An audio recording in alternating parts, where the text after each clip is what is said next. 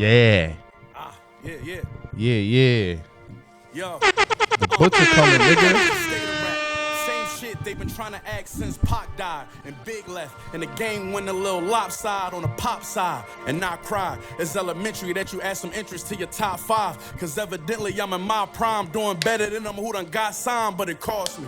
How else can I put it? They forced me. Bullets and coffee. Good morning, America. I cheated the game. It felt good as adultery. That's the last label. I'm a rap saver. I'm a cash major. I'm a man strangler. I'm a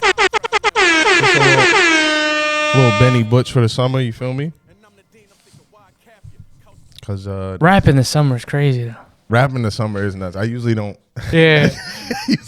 Like hard rap in the summer? I usually don't hardcore rap in the summer unless it's like just me in the car, like just driving like by myself, and then I'm like, all right, let me throw one or two of these things on. Like, you're right. Cause for instance, I literally was like, I went to the R&B section in my car. Like on the way here, it's like, it's nice out here. I roll the windows down. Yeah. I looked at the R&B section and shit. Just try to like, but you know, Butch be giving it up on that joint. We here. We back in the G Raj. Hot as hell. But you know, summer's been hit or miss though. Nah, it's as far as like temperature, it's either been raining or 105 or 100. Yeah, that's what I'm saying. It's like stupid dumb heat wave or just that's it. But yeah, we in here squeezing in a nice little pod in between me coming back from vacation. Vega will be on vacation next week, and then the week after that, we got a nice episode scheduled that I know we're gonna be excited for, and everyone else should be excited for it as well. For sure. And then you know, we'll get into the rest of that nonsense anyway. But if you want to go ahead and enter us in here. This is another episode, another installment, another contribute of the Never Fall Off podcast. I am Polito Vega. That's Sizz. And we fucking here, man. We here.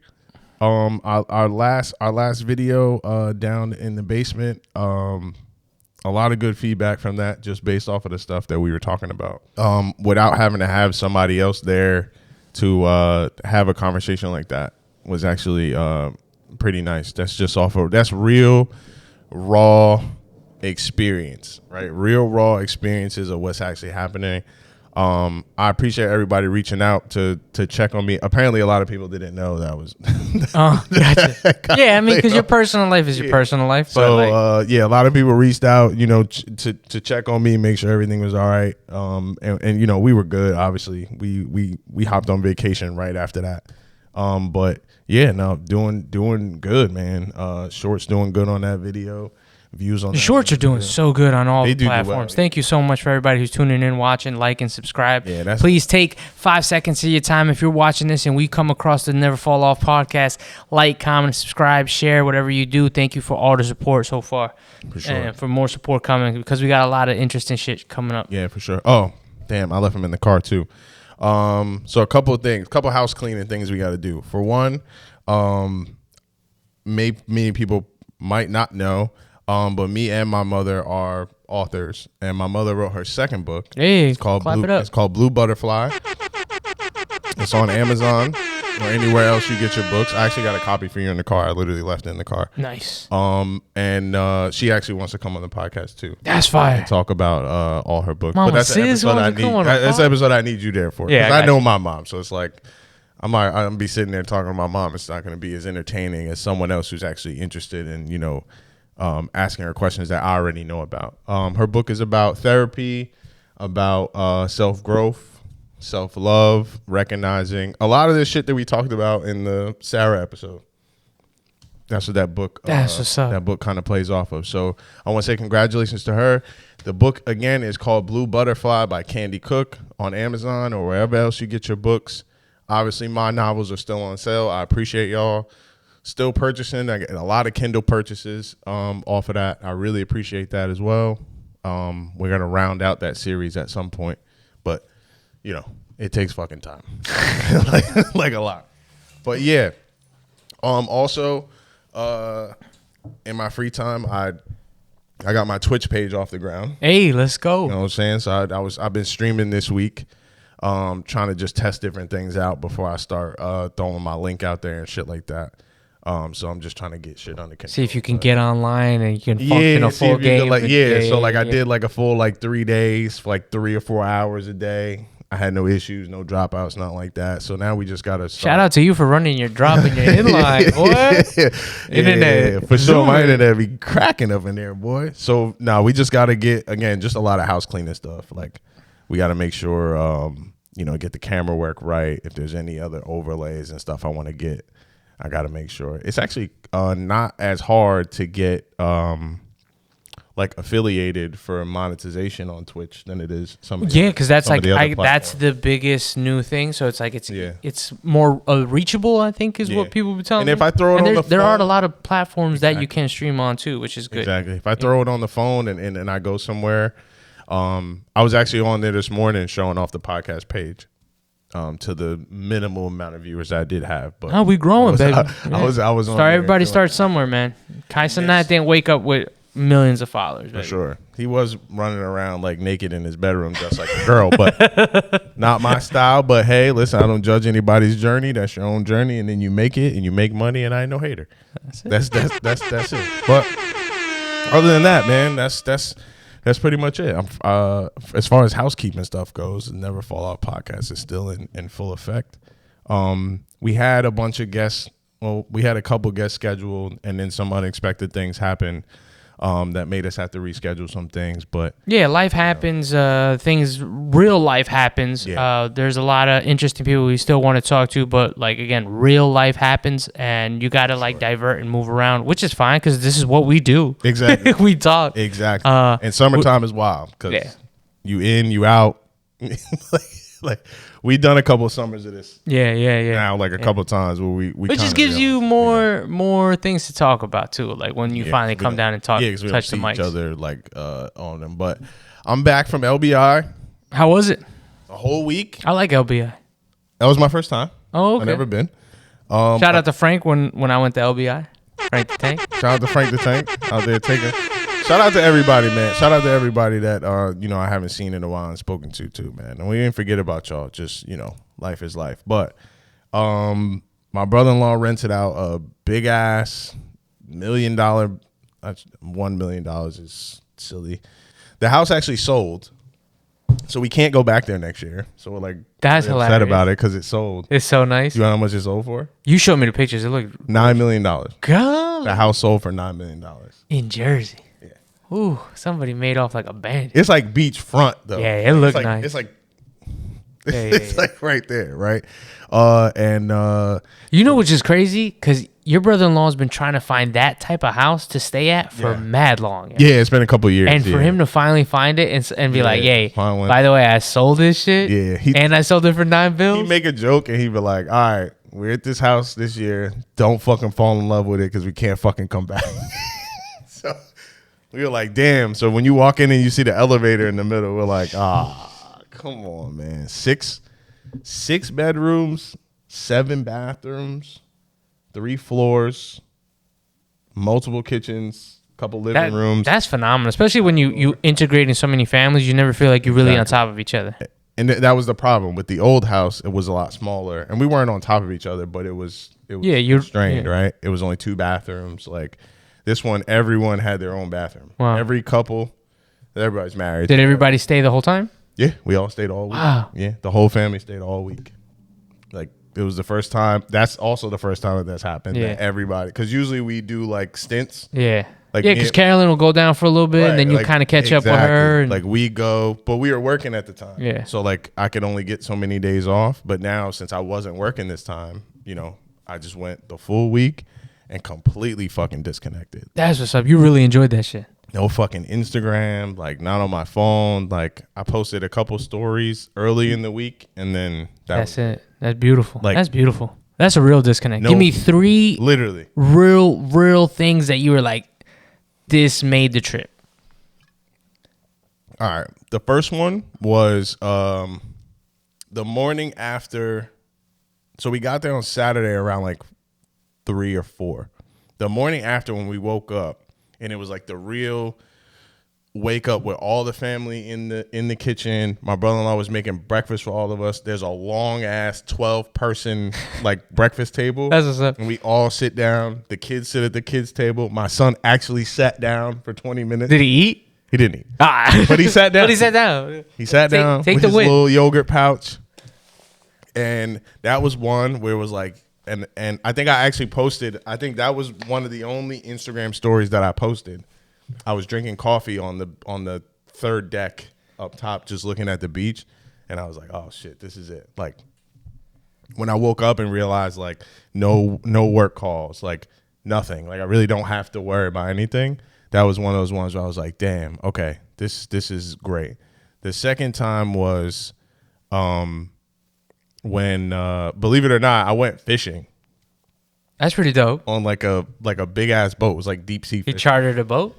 He didn't. No, we found a service they got in LBI where they take people out to boat, but they take you out to the ocean. Like they take you out of the bay and they take you That all dark the way to the water? ocean. Yeah, That's scary, boy. It was. It was a little scary, but it was cool because it wasn't like. Did you throw up? It was like nah. No seasick. Nah, I don't get seasick. Oh. I've been on boats before. Okay. I just never been fishing like that before, and that was fun, man. Because it was a morning. We left like early in the morning. It was a morning away, and the kids by that point. This was Wednesday, so the kids by that point they was driving everybody fucking crazy. So we got up early. We left the girls at the house. They had to take care of the kids. My brother-in-law, both my brother-in-laws, and I guess he's my brother-in-law too, but he's like an extended brother-in-law. And then my brother-in-law's dad was there, and all five of us went to fish for 4 hours. Damn. Yeah, I mean, that's part of fishing, right? It's an all-day thing. It's like golf. And I was like, bruh, I mean, I fucks with y'all, but I don't know how y'all be doing this shit all day. Because they just go down to the beach and they'll go fishing for hours and then like come back. I'm like, bro, I'm not there yet. I'm not standing with you on the beach fishing. I'm not there. But I was on the ride back on the boat and it was like foggy all morning, which was perfect because we were standing on the boat. Like, and thank God the sun wasn't just beaming our ass. Yeah. But on the way back, the sun comes out.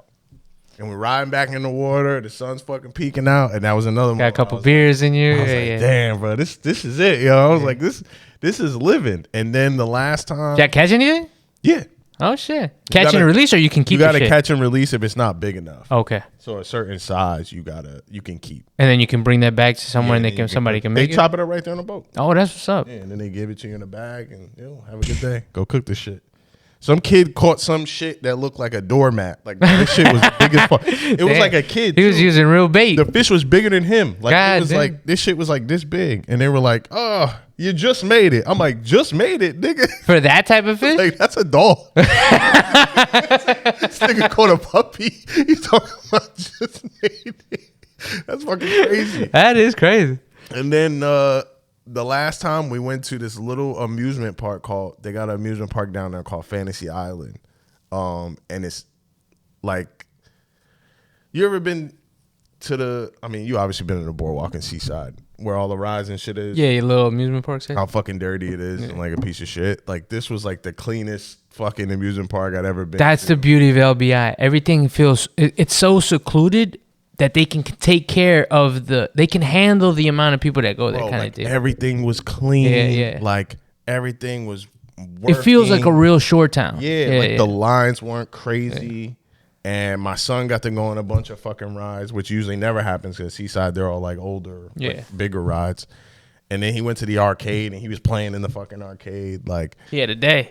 Yeah, it was actually a really good, like, that was like a really good moment as well. And then the rest of it was just us just hanging out on the beach like for hours. I don't know if I'm still not built for that, but I'm a team player. I don't complain. I mean, but since having the property right there, it just makes the beach day easier. It makes it literally way just easier. walk 'Cause, out like, and you can come Yeah, back. we're leaving for lunch and you're leaving your shit on the beach Yeah. and we can see it from the deck. Yeah. There's your towel right there. There's your chair right there. You know what I mean? And the only downside was the fact that the house was so big that Andre thought that he was in a play gym, pretty much. So like he hated sand. He don't like sand. Oh, he's at that point? Yeah, so he touches it. He's like, Yeah, so we had to carry him every single time. And then when we got to the beach, we had to lay out like towels or a chair for him to sit on. Nah, that's when you gotta like chicken patty him, yo. Just put him in the thing and just cover him in I sand. did, yeah. but I threw his ass in the sand. He had a fucking meltdown. Oh, shit. And I was like, all right, I got to be on the beach for another 3 hours. Like, I'm not about to do this. But he literally had a meltdown. Like, he literally, like, I'm snot crying. He cried for like 15 minutes straight. And I was like, all right, maybe this. The girls had went to brunch that day. I did it a day when no one was around. Like, he lost his shit. And then he be cool outside the house, bro. And then as soon as he got in the house, lapse. Just running into shit. Bang. Down. Bruise on the right side. Bang. Bruise on the left side. Damn. I'm like, bruh. He came home with like a whole row of bruises on top of his head. He busted his lip one time too. Like, it was a long. You better not let your parents see him yet. It was a long. It was a long week after that. But like, to say that it was completely necessary. Is he dramatic when he gets hurt like that? Or he just kind of like eats it, keeps it moving? It depends how bad it is. Gotcha. The lip thing, he ate that shit. We didn't even know until he was looking up at us and he had like blood all over his face. The headshots, obviously, like, he go down for a little bit. We think he got a concussion because he hugs you and like gets like sleepy and shit. Like, you're like, damn, wake up, little nigga. And just him being around all his cousins to the point where they were so worn out that they were asking to go to bed. Wow. Yeah. Like, the kids were actually like, hey, enough is enough. Like, we want to go to bed. And it was like 7:45 and all the parents are like, hey, let's go to bed. You gotta take them all to bed, take them down. Bust out the wine and the Uno card. Bust out the wine and chill. And we had a really good time. I can't complain about it at all. Much needed. And everybody should really try to, like, go on vacation, like, really go on vacation. Yeah, like, put your fucking phone down. Rarely does those things happen. A lot of times you go on vacation and you're just so stressed about vacation that you end up not enjoying your vacation. Everything. Or you're too over, like, you have too many activities. Yeah, I want to go see this. I want to go see that. Like, we had one activity planned for us in general, and it honestly started with fishing. If we didn't plan the fishing, we wouldn't have had any activities except for going to the amusement park with the kids. And the fishing turned into, well, since you guys got a day, we got to go to brunch. And I was like, well, I wish y'all motherfuckers would have let me choose, because I would have went to fucking brunch instead of going fishing. But I actually had a good time fishing, so I'm glad that I went. But we had everything planned, like, for the most part, right? Like, we make big ass lunches, so everybody was taken care of. You don't have to worry about what we're gonna eat. My brother-in-law loves to cook, so like every night, except for 2 nights, some other people cook, so he didn't have to cook. But then he was sitting in the corner like sous chef and that shit. He's like, "What the fuck am I supposed to do?" Yeah, yeah. And we're like, "Yo, you don't know how to relax? Like, you just like." He's like, "What? This is weird. I don't know." I literally looked at him in the chair. He said like this. I'm like, bro, you good? It's like, you don't get to cook one night and you like kind of tweaking. He's like, I'll make some toast. Y'all want toast? Yeah. He's like, you need something? But they're like, yo, we got it. I'll make a tiramisu. Like, what? And it was cool, man. When you don't got to worry about meals, when you don't got to worry about breakfast and lunch. How'd that go? Yeah, just like all got together and stocked the fridge? Mm-hmm. Oh, that's what's up. So we did a big grocery haul? We did a big grocery order when we got there. Okay. And then everyone else brought shit. That's smart. So like I went to Costco and bought like bunch of juice, snacks, cookies, stuff that you guys want, like stuff that we would think everyone would like. Yeah. Right. And then we bought plates, we bought utensils, like we bought all this stuff. That's smart. That's smart. So like I bought paper towels. That way you're not running back. Now we don't have to leave the house. Yeah. We're good. Right? Like everybody's good. That's a seasoned They're seasoned vacation. Yeah. I learned that from them. That didn't come from me. Yeah. That's not a co-op thing. When I get down there I might get it. Like I'm that kind of guy, but they have it, everything planned out. I remember my sister-in-law sent me and was like, this is what I ordered from the grocery store. If y'all want to add something, add it now, yeah. Add it now. Or the grocery store is here. If you're on your way down, you want to pass it, go pick it up, because obviously, if you need more milk, because Andre drinks milk, so like we needed more milk. Yeah, and there's some people like, so we knew, I eat 4 eggs a day, right? Like, so we knew like, hey, we need extra milk. So on our way down, we stopped at Acme, picked up more milk. No big deal, right? Like you can make it work, and with How many people we have? Is it 12 people? It might have been like 14 people. That's a lot of people. And no issues, bro. That's what's up. Not one. Like, You think you could pull that off with your side of them? hell no. It's fucked up, yo. Hell nah. I tell motherfuckers to bring ice. They show up, but the party's over and shit. Yo, y'all still need that ice? No, nigga, it's midnight. Like, we don't need the fucking ice right now. Like, it was much needed, man. It was definitely an experience. Living in like a house that big, you get like real fucking spoiled, and it was but it helps you relax. Yeah.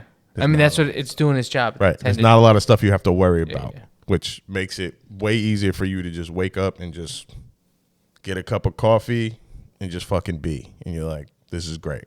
Only thing you got to worry about is your kid falling down the steps. The house wasn't built for kids? It was not built for children. Nah, toddlers, nah. Nah. Kids, maybe. The elevator button, bro. They walking up to the elevator, just pushing a button and running away. Damn. Like, just all kinds of shit. But even just having the elevator was lit. Like, we bought all this food in, throw it in the elevator, send that bitch up.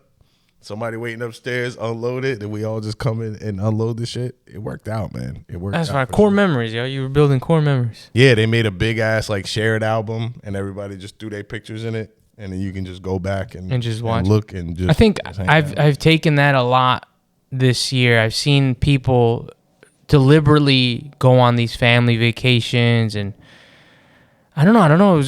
I feel like the death to birth ratio right now is kind of skewed. Right? Like, I've been to one baby shower, but I've been to like 4 funerals lately. Right? Like, isn't that weird? Usually you go to way more weddings than baby showers. We're getting old, man. That's what it is. That's what it really But I think people are realizing that, and now they're like deliberately, like, I'm going to vacation with my parents. I'm taking my parents on vacation. I said, my cousin did it for New Year's. I think he just did it like for his birthday. I see you going on family vacations. A lot of people are like, nah, man, like, you're not promised tomorrow. Let's make some fucking memories. Yeah, because this stuff is coming, like, life is just coming like fast and quick, and like, you just really don't know, like, anything could happen. And then you're like, damn, like, I really wish I should have done that. That's why I made it a thing to go to that finals game too so much, because I was just like, yeah, for sure. Like, even in the situation I was in, it was like, life is just like fucking, like, just do it, bro. I'm planning another in November. I'm trying to get back down to South Carolina too, so I can go watch the Thunder play against Charlotte. But also, my wife's grandmother lives down there, so like, she get to see her grandma. Her grandma's like 90-something years old. Yeah, like, so you gotta enjoy those times while you can. You gotta, you just gotta enjoy those times. You gotta make the best of it. Yeah, man. for and sure. I hope that. Where are you going anyway? Where are you going? We're going to Jamaica. Oh, I fucking love Jamaica, man. Yeah. I'm ready. That's gonna be lit. I'm ready, man. I'm ready for that. And make sure you enjoy Jamaica. You taking your daughter too, right? Take my daughter. Yeah. Oh, you taking your daughter, your mom? Yeah, my brother's taking his daughter. Man, like, listen. My oldest nephew's coming. It's gonna be a good time, man. Enjoy yourself. Completely and utterly disconnect. I beg of you, because You know what's funny? I used to love this portion of vacationing where it's like the getting ready used to be fun.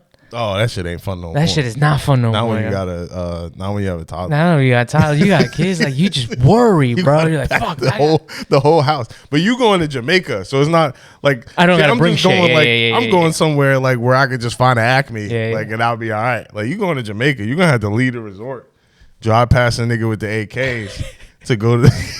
Nah, we bringing everything. And maybe they might have it. Yeah, that shit's a real thing. They have it. Jamaica's a wild place, man. But I love Jamaica. I went there for my honeymoon. I love Jamaica. When I was on my way here, I was approached with another proposition. As everybody knows, I am a published author. Don't like to toot my own horn, but I am Successful. Yeah, that's what I'm saying. Published I'm author. pretty fucking successful. Like, Yeah. I'm not gonna lie. I made a lot of money. Not a lot, but I made a decent amount of money. You found success in writing. I did. I'm not in the red at all.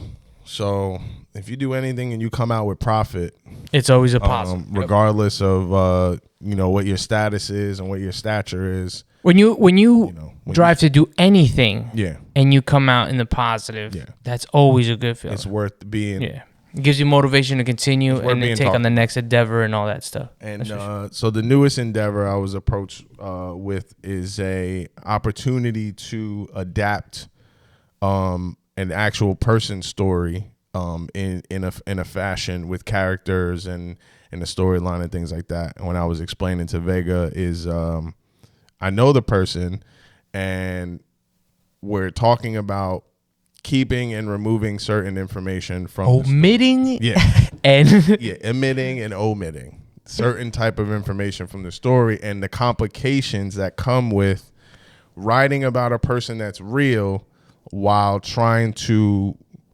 protect their identity and then create some fiction around it. And he posed a lot of good questions that, again, we just start bouncing back and forth about, you know, if you know the person, then you know their morals and you know their character, but it is that person, but it's loosely based off of that person. So does that give you grounds to change parts of their morals or parts of their attitude and things that they would do? Because are you telling the story? Are you telling the story, or are you telling their story when you're telling a story? Right. Yeah. Are you and that's the biggest story or their story? Because the story can change. Exactly. Just by decisions the character has to make. Right. And are they true to who that individual is? Because that's a real person who was in a real scenario and they made a choice. Mm-hmm. Just because, like I was telling, just because the name is John, you change it to Joe, don't mean that John's not the real John. Exactly. Like that's a tough. I gotta find one of those thought whores that wrote like one of those like tell-all books and changed the name. No, I think they just changed the name. I think just because everybody knew who they were talking about, and they made the name rhyme too. Right. I met Tom that played for the Nets, and they're like, "That nigga's name is Ron," and he played for the Nets. He's talking about Ron. The Nets. He went crazy on me that night. It's like, oh shit, I don't know. So I've been I gave some advice to this person about where they should start, and my advice was to start with, if you don't want to physically be the one writing it, or you just don't think that you can give it the justice that you want to give it, so you enlist someone that you know writes to help you achieve that vision. Me personally, I didn't think just telling me the idea would give me enough to go ahead and start writing. Go ahead and build what you want to build. And then the questions start flooding in. Yes, we are loosely basing this on this, but can I say it's this town, New Jersey, or does it have to be something different? Now is it Gotham? Right? Yeah, exactly. You know what I'm saying? Now it's in Metropolis. Like, or are we still using that part but changing other things? But like, if you known in the town, they're gonna know you talk. You're gonna know it's you. And then when we put your name on it and say it's loosely based on you, people are gonna know your story. You're gonna know it's you. And who are you talking about? That's tough. You see what I'm saying? And then these questions start flooding in. So I had this conversation literally on the way to record this episode right now, and we just got into this back and forth for how it's not as simple as, hey, I have a story. This is my story, yeah. This is my story. I want you to write it. Hey, leave all this stuff out. Yeah. Oh, yeah, and I want it to be loosely based. And it's like, is it still your story? Yeah. And like you brought up a great fact. You said, I need all the facts. Right. And if you even if you are able to give me your perspective, what all the facts are to the story, that's still, like you said, 60 pages. Mm-hmm. I need to fill in the rest. Like, how does that work? You can't fill in the rest without the facts, because now I'm just... And you can't create creative liberties. Yeah, because now the story's yours. Now the story's mine. Yeah, like, hey, fill the rest of this shit in. All right, well, there's a dragon involved. Fucking vampires trying to get... Yeah. Fucking vampire pops up in chapter 6, and everyone's like, yo, what? Now there's a vampire in Patterson. Exactly. Exactly. This is not how that shit was supposed to go down. Yeah, so like, I had these are a lot of the questions that I had. I'm curious about it. It sounds like a fantastic idea, and I generally would like to be a part of it. But the advice that I gave to this person for sure was like, you need to lock down specifically what you want. And even if you don't lock down what you want exactly, and this could go for anyone that has a story. And this is where I wanted you to go. For sure. For anybody who has a story, what are the steps into telling your story, or at least putting pen to paper on how to go about telling your story? Right. and this is what I did based off of personal experience before I even knew that I was capable of writing more than a 10-page essay that we did in high school at that point, right? Because a beginning, a middle, and the end. It sounds trivial. It sounds basic. It sounds like it's simple. But when you really start to get down to it, it's not. And like I said in many of the episodes that I did when we recorded and we were talking about the novel, I drew on a piece of paper. These people are from here. These people are from here. These people are from here. They do this. They do this. They do this. Where's their interaction together? Well, they interact this way. They interact this way. And then you start to build your characters. For a person, anybody who has a story, they just don't think that they can actually, put the pen to the page or anything like that. Find a way to outline your story. Now, again, it sounds trivial. It sounds grade schoolish, right? Write an outline. You sound like a fucking English teacher, but like literally. And it doesn't have to be completely sequenced, and it doesn't have to make sense at first, but like get it out of your head. Yeah. Get it on a paper. Voice then you note realize it. how I got there. Right. Voice note it if you have to. Don't try to type it out. And if you are going to type it in your phone in your notes, don't try to type it in words in a novel that you read. Just start writing. Just write it. Write your thoughts down. Especially if you're not going to be the one to write it. If you're literally giving your idea out because you want to enlist someone else to do it, just write it. Kind of like bullet points. Yeah. Just.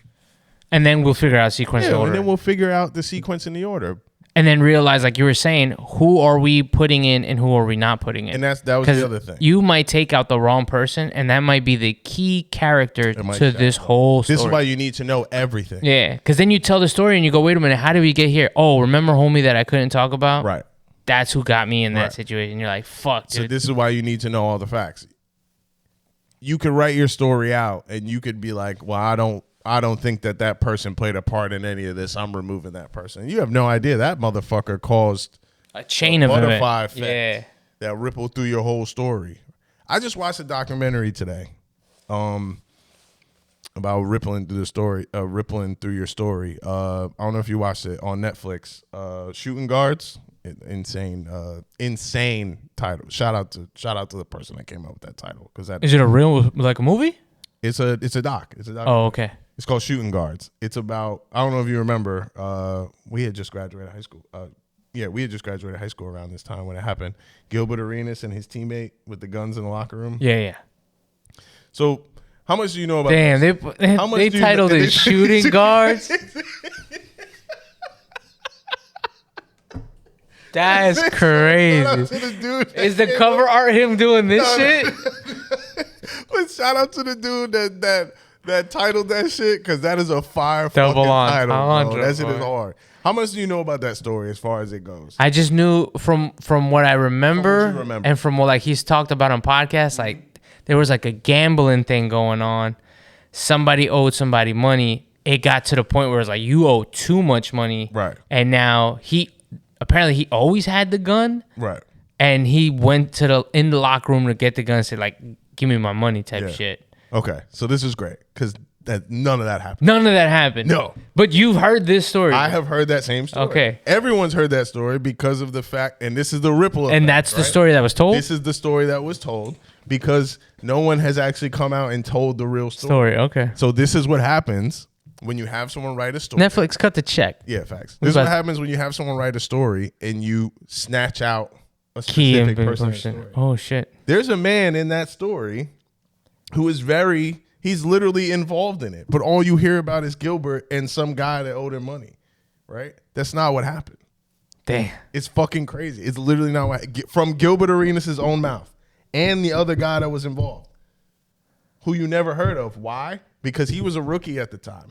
So when that happened, they cut his ass? The fuck out of here, bro. Oh, shit. Yeah. Out of Gilbert Arenas' own mouth on that doc.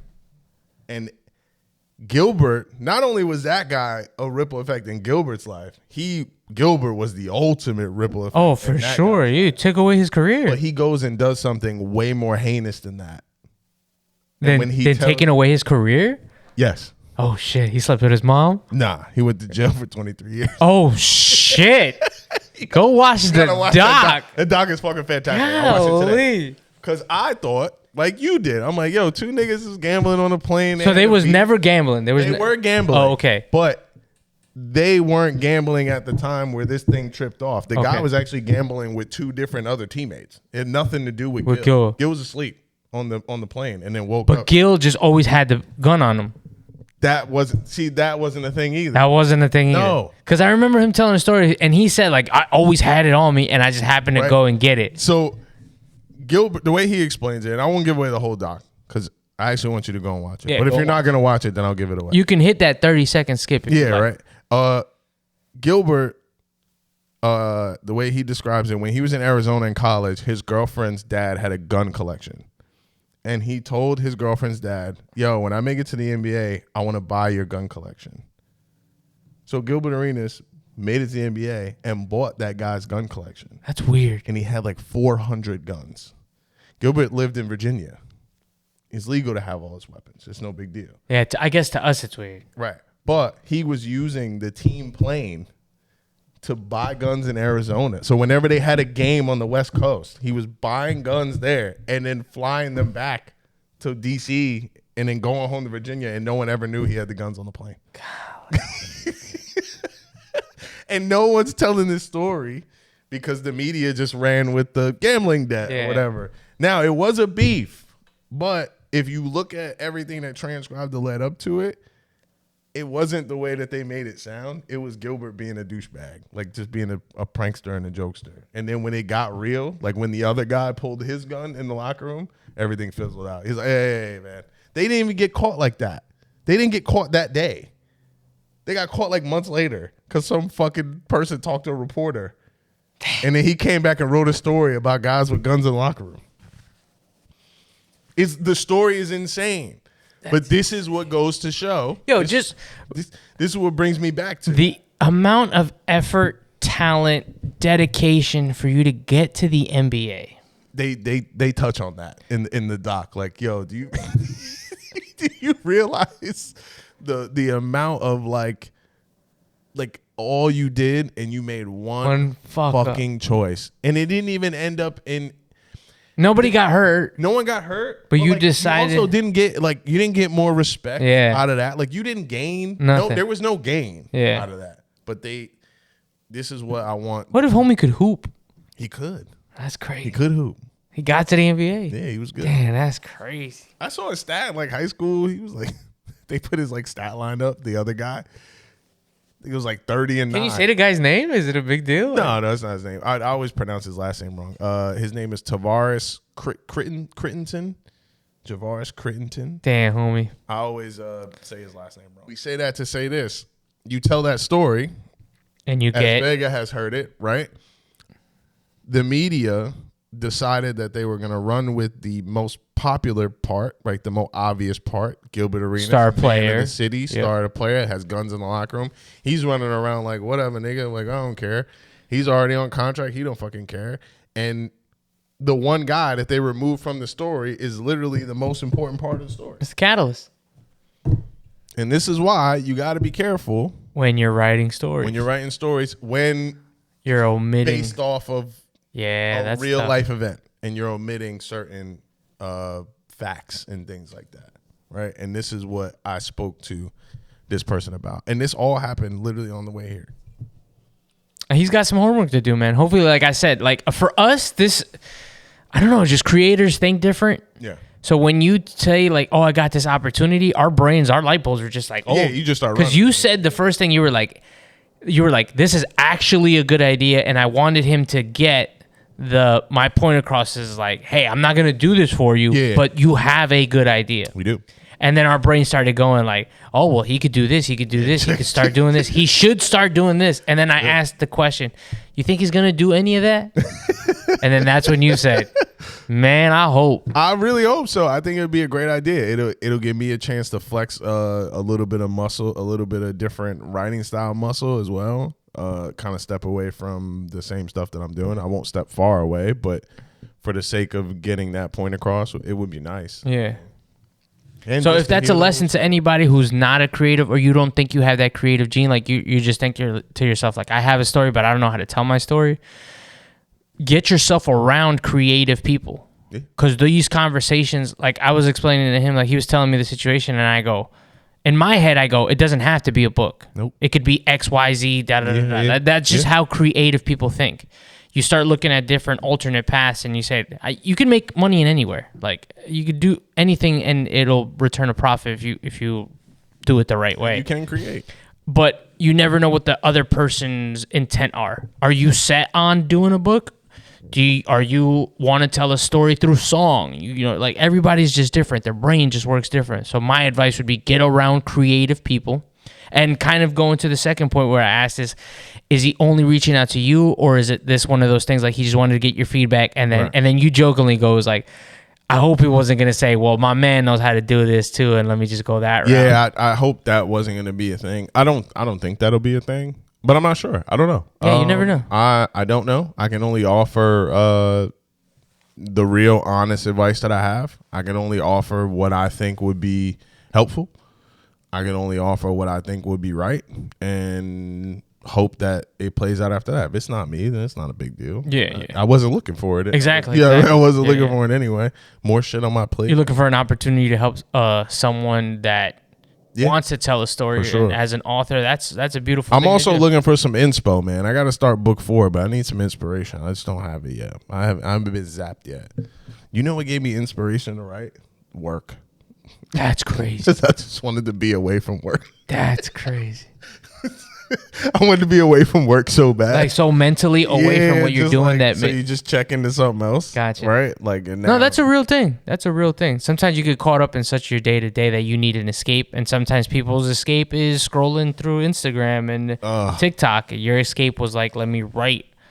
So that's a positive outlet. For I realized that a lot of things I did was for me to escape from work, because now that like I'm not actually working, I don't do half of the stuff that I was doing before. Like I spend way less time on Instagram. I spend way less time on Twitter. I spend way less time on the internet in general. I spend way less time on my phone. I don't be talking to people. Like I don't do shit. Work was definitely a catalyst to be like, yo, I need to find something else to do, 'cause this shit sucks. That's probably the reality of 90% of people. You're at a job that not to say you're not happy or fulfilled. Yeah, not say you don't hate it, but like your brain is so wrapped around something else that you need those little dopamine hits of scrolling the internet and watching a video or listening to a podcast. And if you are listening to us right now, take that time to follow, like, share, subscribe. Thank you so much. Damn, I forgot to say at the beginning of the episode, man. Rest in peace, Manny Pinero, man. Yes, sir. Really, really important man in my life specifically. A former boss of mine, Vega, informed me that he had passed. I don't know a lot of the details around his passing, nor will I really talk too much about it, but I will say rest in peace to him, because he played a very vital part in developing a work ethic in a lot of people. Me specifically, his method was a little direct for some people, but his method was exactly what I needed to kind of keep you on the track. So I was 23 years old, and I hadn't made that much money ever than we had made on our training checks. Yeah. Remember that training check? We just sat in there for days and fucking training. You got paid for it. I never made that much money in my life. So needless to say, once they gave me that check, it was my birthday again. I went down to AC. I blew that shit. You said, I lived on this. As long as I can keep this in my account, all of this shit is gone. Hey, listen, I went down to AC. That I'll never forget it. It was because it was around my anniversary hiring date every year. I went down to AC on a weekend after training that week, and I blew that fucking check just right out the water, just right then and there. And I don't even gamble, which means I spent it on way dumber shit. Because there's no return on investment. Yeah. It was in there. I spent it on way dumber shit, and I come back and I realize, I'm fucking young as hell. I'm immature. We get this job. We think we're hot shit. We're working. We're going out there. And then I remember my first day on my own, I got stuck on some shit for like 4 hours. Yeah. And I was just like, damn, bro, like maybe I'm not like built for this shit, or like maybe this shit ain't for me, like whatever. And it should have been easy too. And he came out in person. I'll never forget that day. Came out in person and talks me through everything. Now again, while cursing you out, while smoking. Yeah. And he's walking me through everything. And then again, when you're so young, you just think you know everything. Like, of course I did that. Of course I did that. Of course I did that. And he's like, just start from the fucking beginning, bro. He's like, we're not going to do anything until we start from the beginning. So you can say you know, you can say you did. Doesn't matter. We're going to go through the whole thing. I said, okay.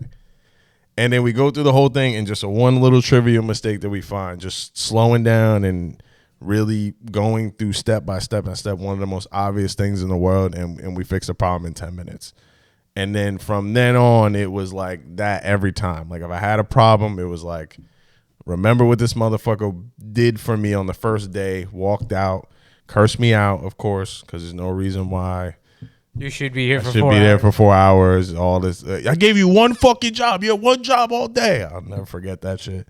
And yeah, he was very influential in a lot of my years there, and even to a lot of people, brother. And to a lot of people, I believe a lot of people spoke about him in a certain way, whether they wanted to admit it or not. They spoke about him, but the one thing you never speak about him was his dedication to work and the way that he worked. You could say 1,000 other things about him professionally. As far as like, yo, I saw him in the hallway and he talked to me crazy, whatever the case may be. There was one thing that man stood on all the time, and he stood on his merit, and he stood on his work, and he stood on his values. And I'll remember him for that forever. And that was like really hard news to hear. I didn't expect that when you called me that day. Shit, I didn't expect it. I was off on Sunday when everybody got the news. I came back on Monday, and Gio calls me. He's like, "You here?" I was like, "That's crazy, man." How is Gio, man? He still working there? Yeah, Gio, man. Yo. He's like, "You here?" I was like, as soon as he said that, I was like, "Hear what, bro?" Yeah, because like, you be hearing. Fired? Yeah, because you be hearing a lot of shit. Yeah, and he was like, "Manny," and I'm in my head. Man. I didn't go to like. I was like, in my head, I'm like, damn. One of two things. They got him. My man got fired. They caught him smoking in the office. They got him. Or two, because he's done this before. He had done this in the past. He gone to Portugal and not come back. I heard about that. Yeah. I remember that. First time he left, he outworked himself. Yeah. Just went to Portugal, didn't come back. I didn't see that dude for like 3 years. Wow. And they brought his ass back. They literally dragged his ass back. Oh, man. So this time, I was like, what happened? And he was like, yo, he ain't here no more. I was like, damn. And when he said that shit, man. I was like, damn. My fucking heart just sank. Yeah, man. That was a real dude. And a lot of people sentiment, like, after the meeting on Wednesday, that it was like, we lost a guy who really cared about you, like the individual. 100%. Like, and everybody felt like that. Everybody was like, yo, we lost one of the guys that really cared about you. If you were out there, if you were stuck out there, if you didn't get home late. He literally was like one of the last guy to leave. Yep. That was him. Yep. And everybody knew that. And like you said, a lot of people talk shit because he was number one. Mm-hmm. No joke. Mm-hmm. Every metric on every team in any department you put him in, that dude was number one. And that was what we got out the gate. Yeah. You were like, don't fuck up this team. You were engineered for success out the gate, but you were also engineered to do the right fucking thing. Yep. Because you're the new guy on this team. This shit been running. Yep. And then you got here. Now all of a sudden shit ain't running. We know what the problem is. It's you. Mm-hmm. So you need to get your shit in order. And he was very specific and very direct. But you were right. He was number one all the time. People didn't like that. And people would start like, oh, he's cooking the books. His guy's doing this and X, Y, Z. You can't do it that long and not know tricks up your sleeves. All the tricks in the world doesn't stop hard work. And it's not even about cooking the books. It's about what a lot of people were unwilling to do. Yeah. It was about using the people that you know you can use in this situation and not forcing a situation on someone else to make it worse. And like we were talking about, an individual that went against the system because he saw the system is broken. Yep. He saw like, this is bullshit, that's bullshit. We're not and doing it these that way. things are not going to fix. We're not doing that. Yeah. You're going to do this, this, and this. You're going to complete this job X, Y, and Z. As long as your craftsmanship is good, I got no problem your you back. doing this. Yeah, I will vouch for Got you. your back. And there's a lot of people that are not like that. So not. he's a stand-up dude. Will always be a stand-up dude. And like he was like that from the beginning, man. always, brother. He was, remember, he was like, he set us up, and everyone was upset that we were only doing certain type of jobs. But he was like, these guys have never seen. You're sending these guys into jobs that have been existing for 10, 15 plus years. If they're only here for a year and they've never seen that, why would you not just give them stuff that's new? Yeah. And then let them gradually wander into this stuff? Why would you throw them into some trouble that has been chronic for 6 months? Yeah. The house is a fucking mansion. The wiring is old. You don't know where anything goes. It's shit you never even seen before. You don't even know where to look. Yeah. Why would you send them into that? That's built for failure. And he literally Understood engineered it and understood it and engineered you to be successful. He's like, this job is fresh. It's yours. I'm going to back you up. But you got to make sure you do your fucking part. And if you do your part, I got your back forever.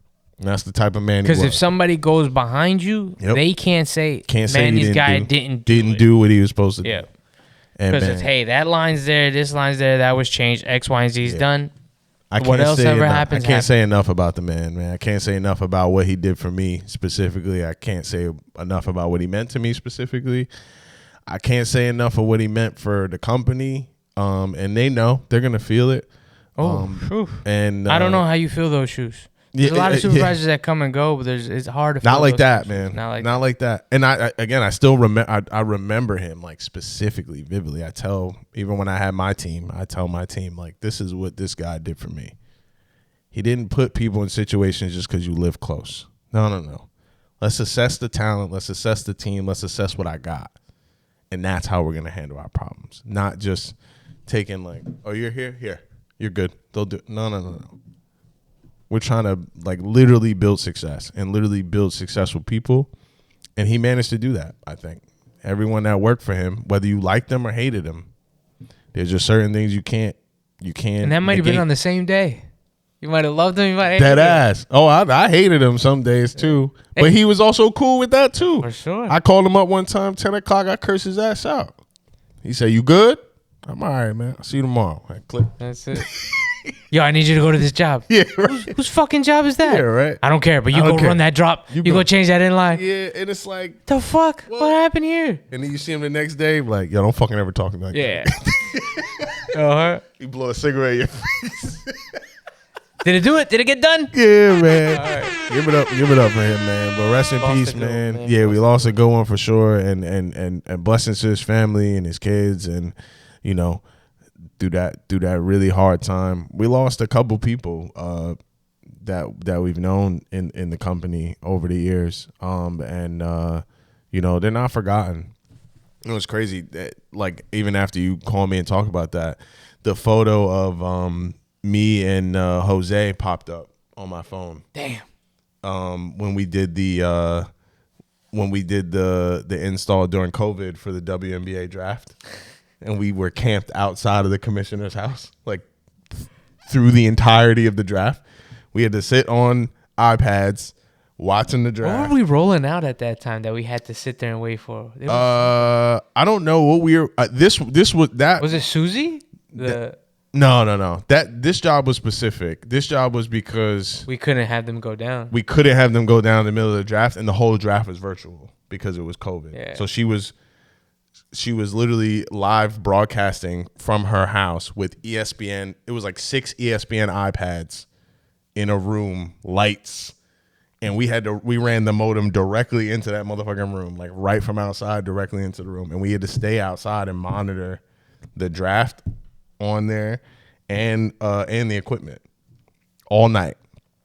And he was like, yo, we're doing this. I was like, okay, whatever, man. I mean, whatever. I brought my iPad. I'm watching the draft on my phone. And that was back when everybody was doing the Zoom dates. like during COVID, because he couldn't see anybody. So like my wife was at home and all my friends were on the Zoom page. Like, where are you? I'm like, bro, I'm in the truck watching the WNBA draft outside the commissioner's house right now. And she was mad nice, but his photo actually popped up, and then I was like, damn, like I can't believe like how like shortly after that he got COVID and passed, and then I got COVID right after that, and I thought I was gonna die, like legit. Nah, that's when that shit was like real. That shit was taking people. Yeah. Because when he passed, I was still out with COVID. I was still in my 10 days that the company had gave me. And I had a rough bout the first time. Who knew I'd turn out to be a COVID warrior after that. And have You did have it a bunch of times. I have it like 3 more times. Word up. But like I did have it the first time, but the first time was rough, man. Like I was in bed for 3 days. Like, so I was scared. I was generally afraid because he got better and then he passed. Yeah.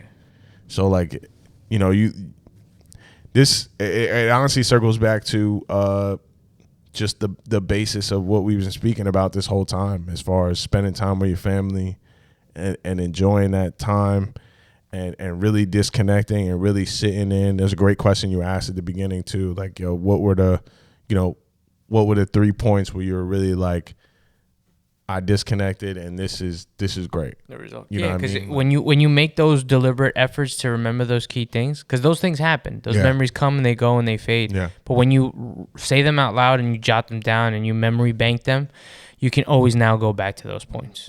You know. Make that phone call that you say you haven't talked to that person in a while. Make that phone call. Reach out, because at least on your heart, you'll know that at least you attempted to reach out. And that's easier said than done. That speaks for me as well. There's a ton of people I don't reach out to on the day. I just sit here and said I don't be on my phone like that. But, we really got to make a conscious effort, because we getting old. We getting old, and this is what happens. Like he said, less baby showers and more funerals. More funerals. Whew. Less weddings, less of those celebrations. Yeah, when you start to sit back and you realize, like, yo, my friend group, parties. I don't see who's next to get married in my friend group. You kind of like, oh shit, I'm out of that phase now. Yeah, you're not there anymore. Yeah. Now you're waiting for baby shower. It makes you wish I mean, not me. I enjoyed that phase, but it makes you wish you would have enjoyed that phase a little more. You know what I mean? Went to those weddings that you didn't want to go to, and then went to those parties and you hope that those people are still together. Yeah, because that's another reality of life. It's fucking awkward when you guys aren't together and we go to your wedding and not together. It's awkward. Especially I'm friends with you both. Weird. Oh, that is, you know what I'm saying? Weird. Just keep it, keep it together. Who do you pick? Keep it together. You know what I'm saying? But yeah, man, that's forgive him. Yeah, right. Take him back. Take him back. Unfortunately, sorry to get heavy at the end of the episode, but it was on my heart, and it's something that needed to be said. No, that was beautiful, brother. Just because he meant. And for the people who tune in who don't know who that is, there's probably an individual in your life who meant something to you. 100%. You might have lost touch with somebody, but realize that if they're around, give them that kudos. If they're not around, take that moment of time to reflect on the positive impact that person's having on you. Be that positive impact for someone else. Same way somebody poured into you knowledge, time, and effort, you can pour into the next individual. Sure. Back to what we were talking about, Coel helping out that individual with his book. Yeah. Be that vessel. Be that positive to somebody. Doesn't cost anybody for that. It doesn't cost no money for that, man. Back to what you were saying. He asked, how much you going to charge me? Yeah. Yo, we're not even talking prices right now. We're not talking money, man. Let me figure out how you can get this off the roll, and then we'll figure those details out.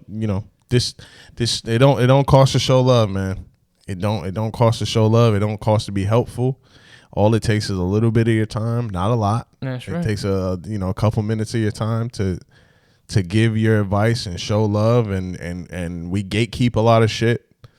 Not us, but people that are already society. People are already successful. I think a lot of people, to that point, a lot of people gatekeep because they're not sure that their method is the right method. For sure. No one's method is the right method. Nope. Everybody has a path. Just works. You are not successful because you did something correct. You are successful because you failed a bunch of times and figured out how to make something work. That's the fuck. You ask anybody. Exactly. Trust me, I was just around a lot of people with a lot of fucking money, and they all said the same shit. The only reason I'm here and you're not there is because I failed enough times to get me to this point.